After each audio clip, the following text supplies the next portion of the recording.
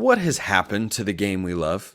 That's what a lot of fans ask themselves regularly. Realignment, portal, NIL. And I think there's a general pushback that can take place online, amongst pundits, amongst fans. I hear these conversations play out in person with college football fans all over the country. What has happened to the game I love? And the pushback is, oh, you got to adapt to the times. You got to do that. You're just scared of player empowerment.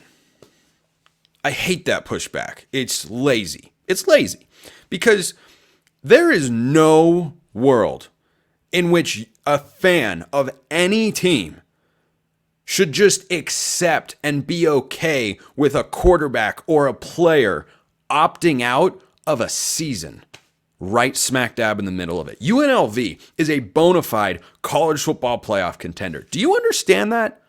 Do you understand that they can make the college football playoff? One of the many things, of which there are others, that separate college football from the NFL, but one of them has always been, you didn't have contract holdouts. You didn't have contract disputes where you roll your eyes and say, players, agents, ownership, figure it out, get together. You didn't have that in college football because fundamentally, college football was played for the love of the game and for the love of the school. And that is what sucks in a lot of fans across the country. And these sorts of stories drive people away. I am not standing here on a podium, metaphorically, of course, because I'm sitting in a chair with a microphone in front of me, but you get the idea. I'm not sitting here saying that college football is going to die, that college football is just a complete mess. Well, in a lot of ways, it is a big time mess. I'm not saying that college football is destined to fail, but these issues need to be resolved. Because the number one group of people who I'm always concerned with and always have been in my comments in the past and opinions when it comes to realignment in the portal and anything else, fans make sports great. Think back to COVID. Not a very fun time in the world. In the sports world, it really stunk as a television product. It was better than nothing because when there was nothing on TV, when we were just watching replays, man, that was bad. But when you were watching games on TV and the announcers were delayed and there was no crowd, was it as much fun to watch? Did you feel the energy? Did you feel the juice? No. So I always think about college football fans first. And there's no way you can look at this UNLV situation and say, this is good for college football. This is good for fans. Or you got Bear Alexander over at USC opting out for the rest of the season. This stuff stinks. It stinks. UNLV is a legitimate Mountain West Conference title contender. That fan base has been yearning, waiting. I don't think it's the biggest fan base in college football, maybe because they haven't won in forever. They've been terrible. And last year they're good, and they are more than fulfilling their expectations in the early part of this year, and their quarterback just says, I'm done. I'm done. I'm out. You know what that tells me? Quarterback wasn't actually in it for the love of the school. I don't hold that against him.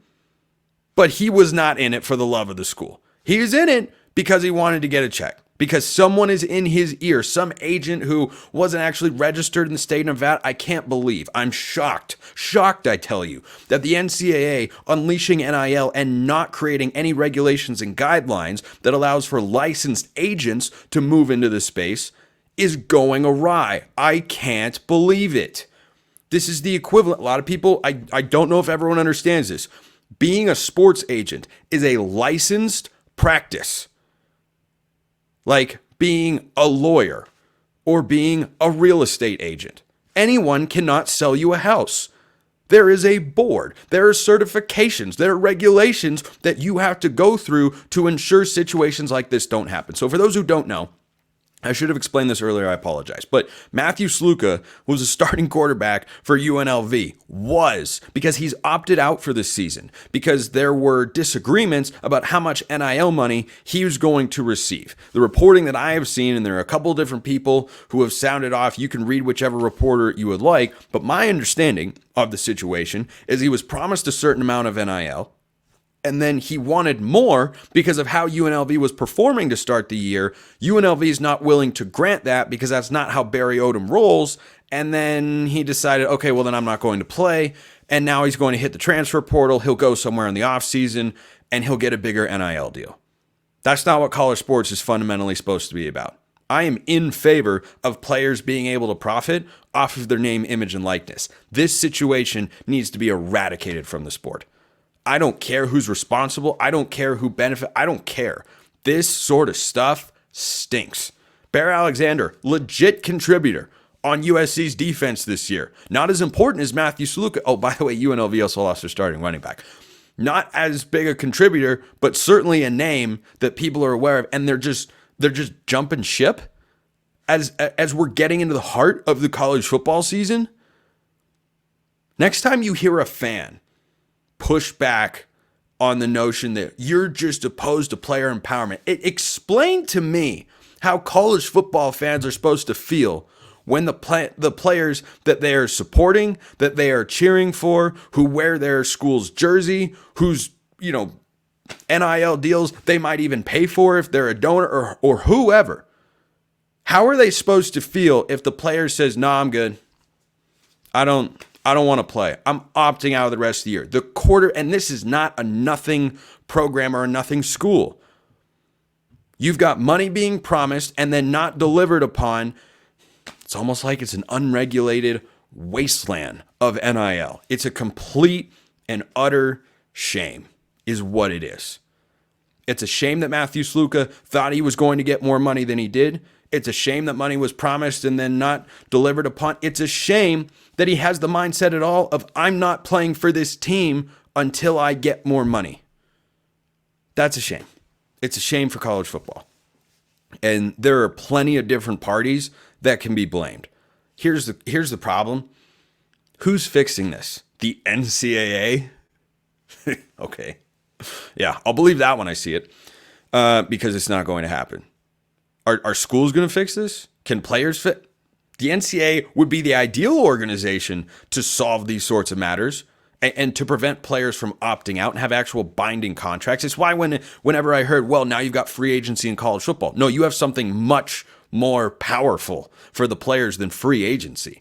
The player empowerment pendulum, if you believe it was swung too far in the direction of teams and organizations and universities in the past, it has swung too far in the other direction now for the players. Because you don't even have this level of freedom in professional sports. You can't just stop playing in the middle of the year. You can't, that doesn't happen. You sign a contract, you show up to play unless you are not medically able to do so, or if you're Ben Simmons.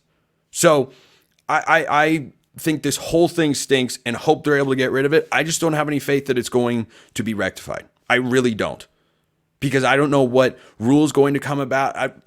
Would Congress get involved? How many of you trust the United States Congress to figure all these things out? I'm sure that'd be a bipartisan issue because everybody loves college football. There are plenty of big-time college grads in the U.S. Senate and the House of Representatives and people that love football, and they have constituents, fans, who love football and want this stuff to get figured out. Maybe that's the best vehicle. But if that's the best entity that can solve this problem and prevent further mid-season opt-outs on teams that are going to push for a conference title or a championship, man, that stinks. It stinks. I hope this doesn't permeate to the rest of college sports. I hope that other NIL collectives are run better and have stronger arrangements and better understood arrangements with their players so that you don't see this continue to escalate. But the last time we started seeing opt-outs was during bowl games. How many kids opt out of bowl games now? Kind of a dark note to end today's show on, but I hope this doesn't cycle. I'm hoping, but I'm not optimistic. Appreciate everyone listening. I will see you next time. And until then, hope you have a wonderful rest of your day.